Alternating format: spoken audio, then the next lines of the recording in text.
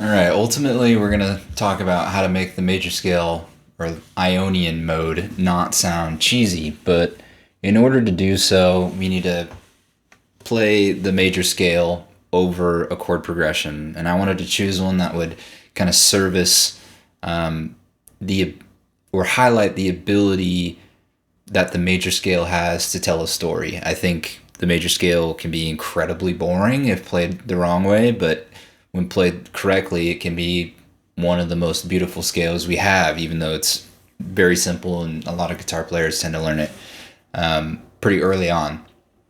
I'm just going to assume that we know what the major scale is, but the key of the song that we're going to play or that I'm going to highlight is in A major. So if we're in A major, starting at the 5th fret on the E, it goes 5, 4, 2 on the high E string, and then on the B string it's 5, 3, 2, and then on the G string it's 4, 2. So those are the frets. That's kind of just like the most basic form of the major scale, and it's going to be within this pentatonic framework that I'm always talking about.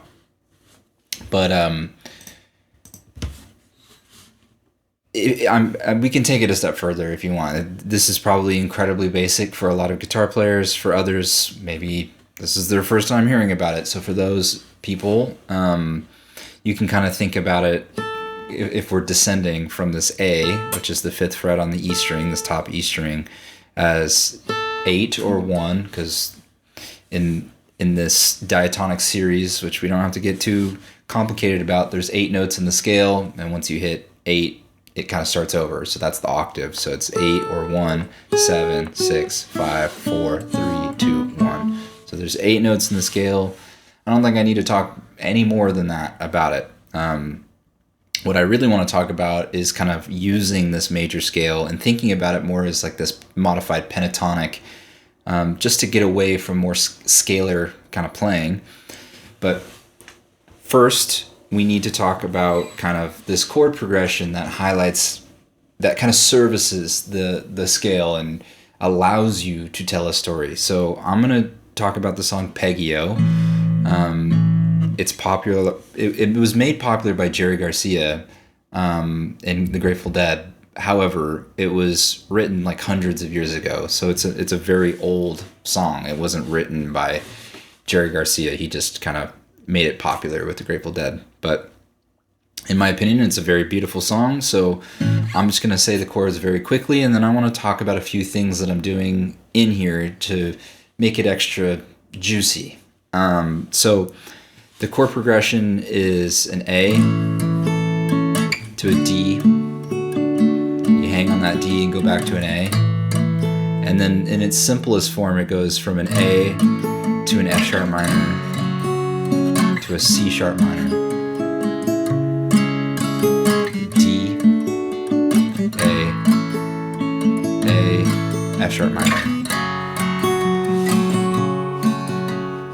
A to a D, and back to an A. And then it would start over. I'm going to show you a couple things that I like doing in here that kind of spice things up. So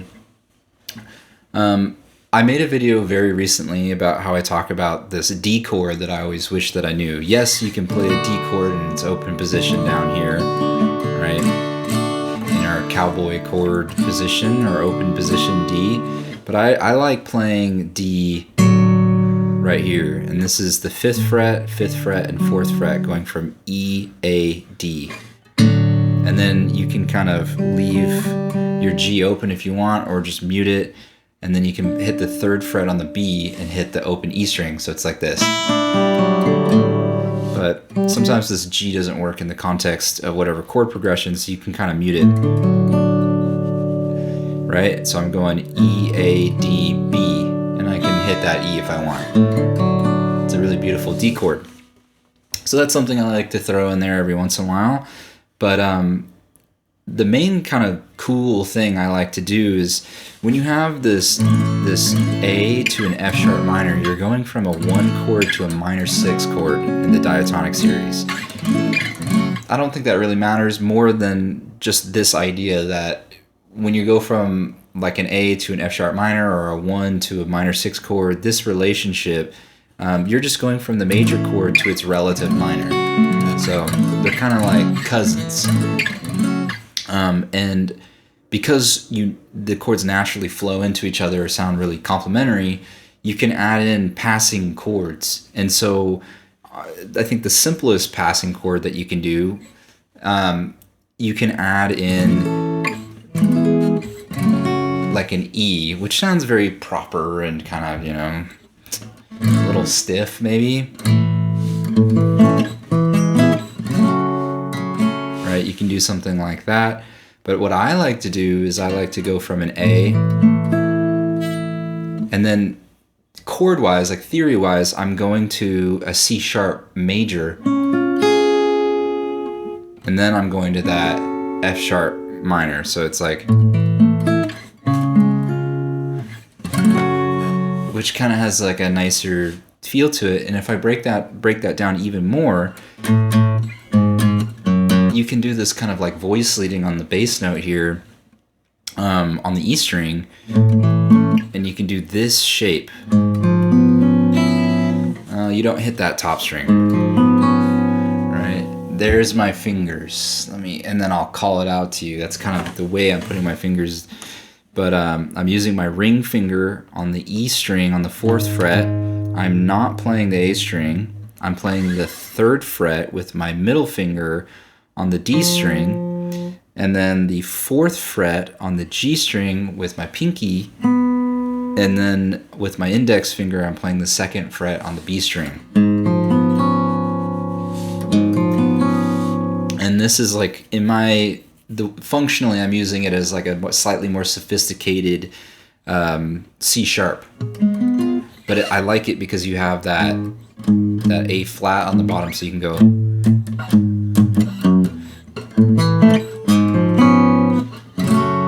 It just has that nice kind of sound to it. So I'm going to try to pull it off on this acoustic guitar in context. I'll play the chords again, right?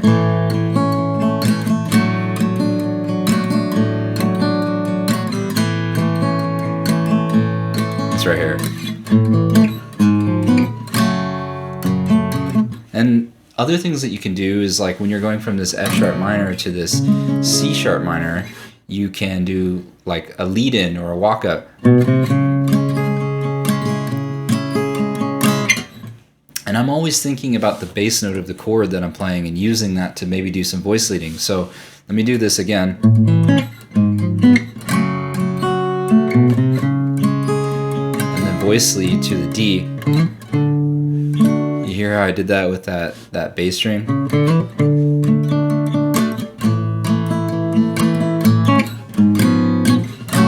I added that C sharp kind of note again. There's that D. Alright, so I'm going to play it one time through without talking, kind of doing some of my inversions. Then I'll talk a little bit about the chords, and then I'll play over a loop and kind of give the whole context.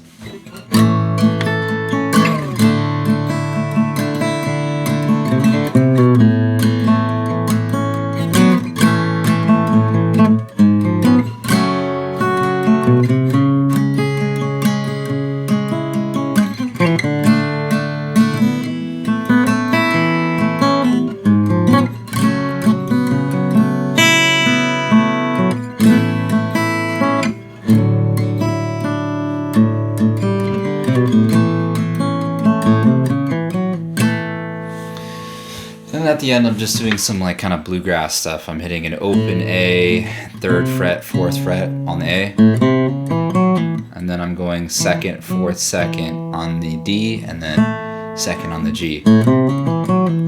Right? Just kind of that classic bluegrass sound. So we're using the A major scale, right? I think the key to using this scale, I like to think about it as a modified pentatonic, so I kind of have those inoffensive, kind of neutral sounding pentatonic notes.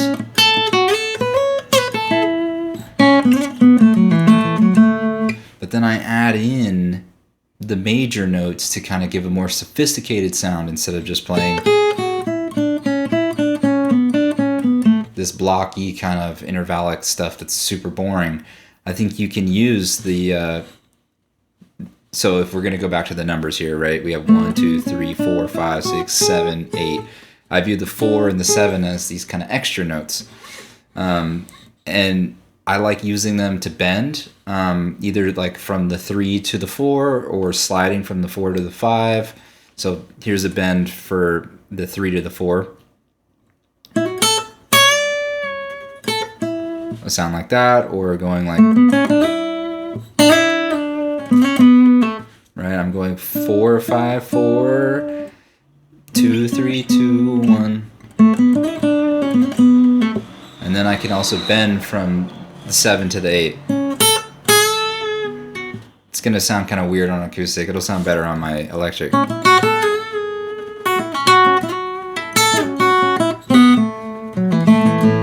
Right, and then adding in some of that kind of bluegrass flair.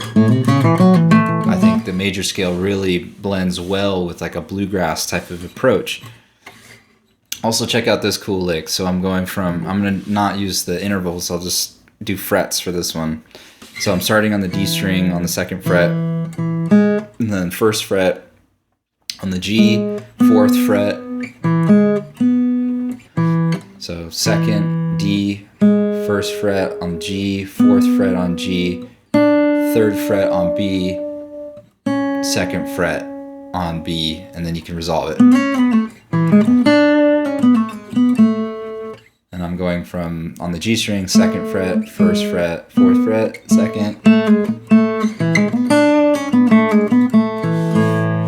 Isn't that a nice sound?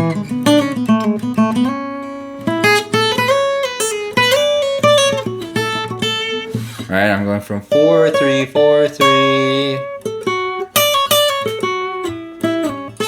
You know, there's all these kind of licks, but they're more kind of just interval approaches. It's how I'm choosing to play, or add in these kind of intervals of the major scale. Right? It kind of sounds more natural than going. But I think the approach is that I'm using intentionality with some of these major notes, but most of it's just kind of pentatonic.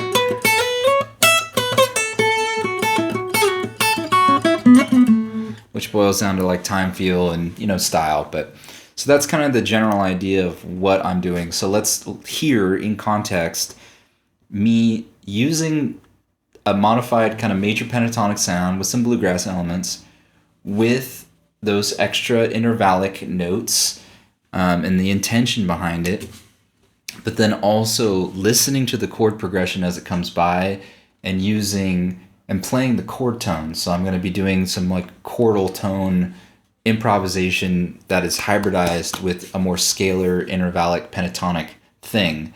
And that to me is like the rounded out, complete pentatonic, or not even pentatonic, just a less cheesy major sound, but a more pretty major sound. So let me grab my trusty Stratocaster here, and then I have a loop that I already made.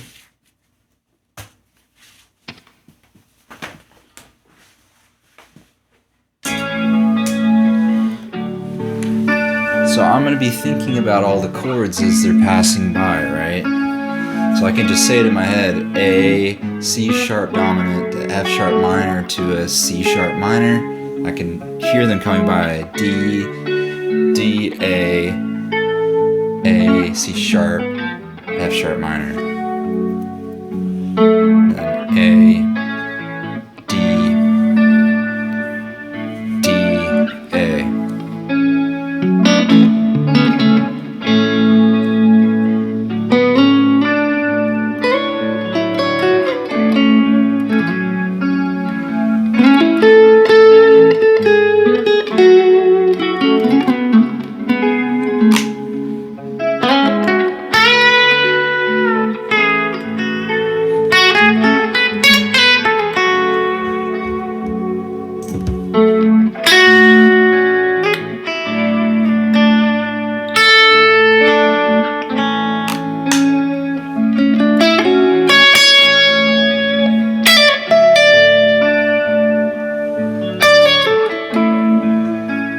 So I'm trying to hear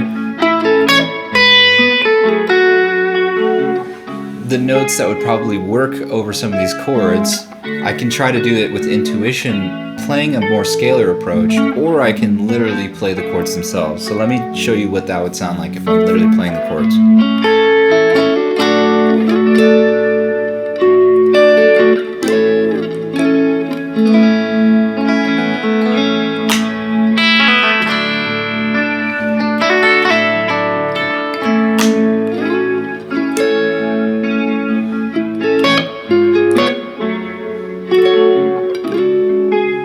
Whoops.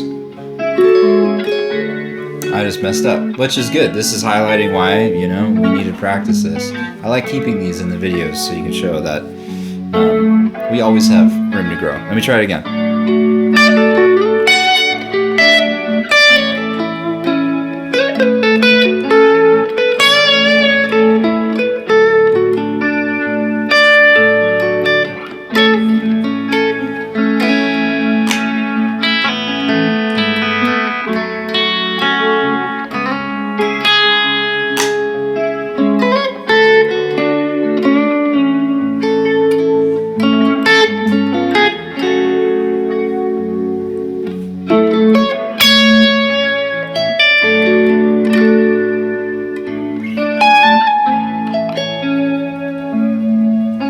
You hear what I just did right there? I'm just doing like a 8, 7, 5, 3. There's, relationships between some of these intervals that I think are really, really pretty, and so that's another thing you can kind of do is even just using the major scale, try to find some of these relationships between the intervals that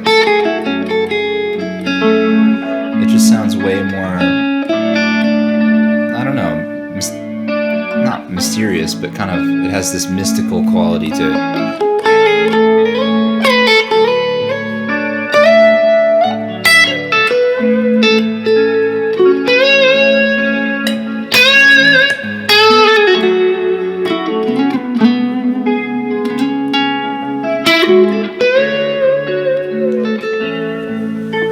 There's also a longing quality to the major scale where if you really take your time and let things kind of breathe, play more horizontally, don't play super, vertically and like a scale.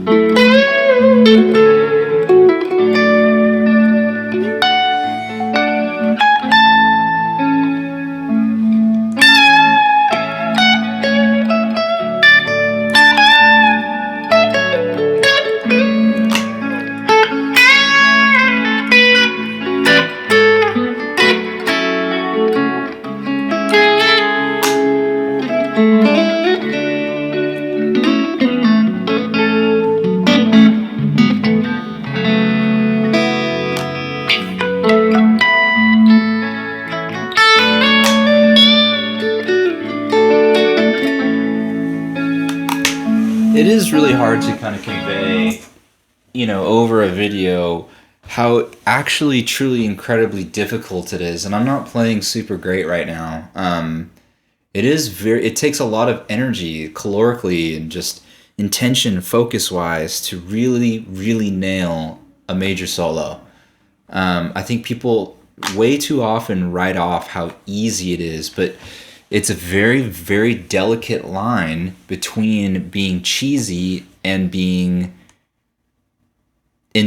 honest and having like a truly beautiful sound. And I think people, if you're bullshitting, people can really pick up on that really quickly.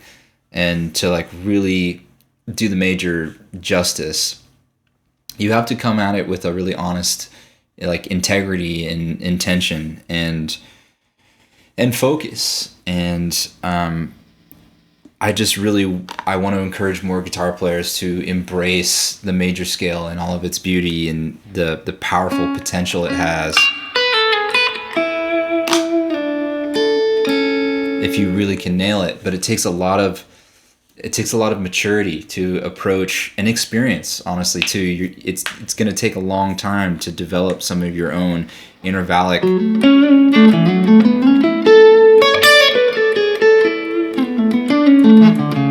To find this balance between this kind of like Baroque sounding, like major Mozart thing, or something that truly starts to sound kind of unique and something that's less rigid. I'm always searching for it. And I know when I find it sometimes I'll get into these passages that just feel like a fresh spring, or like this really clean kind of sound. It's like purifying almost.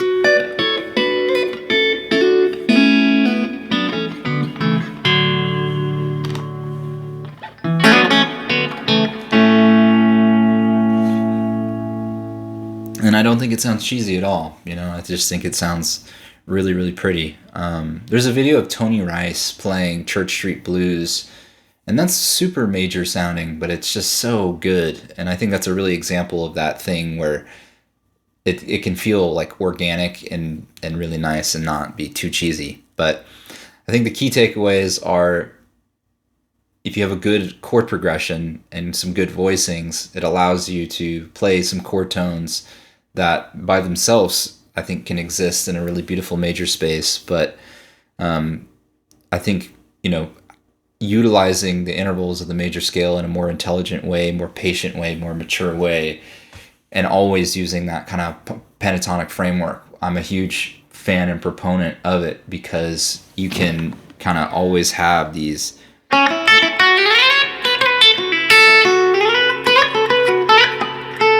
that's all just pentatonic.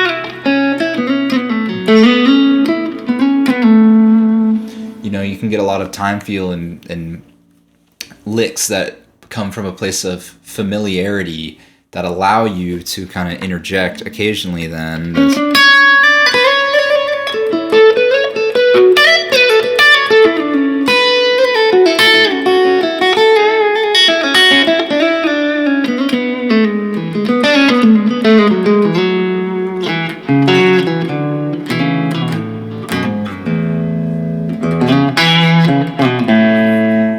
it kind of is this nice blend between a familiar sound and feeling for your fingers, and then you can add in some of those more intervallic choices to create this nice hybridization. It's not an easy thing. It's going to take a long time. It's a hard kind of concept to even explain, but I do just want to show, and I don't know if I did a great job, playing today, but there is this space that exists with major scale that is incredibly beautiful, and one that we should all work. It should be, every guitar player should be working towards being able to play in that space. It's not something you should write off. So, okay, good luck.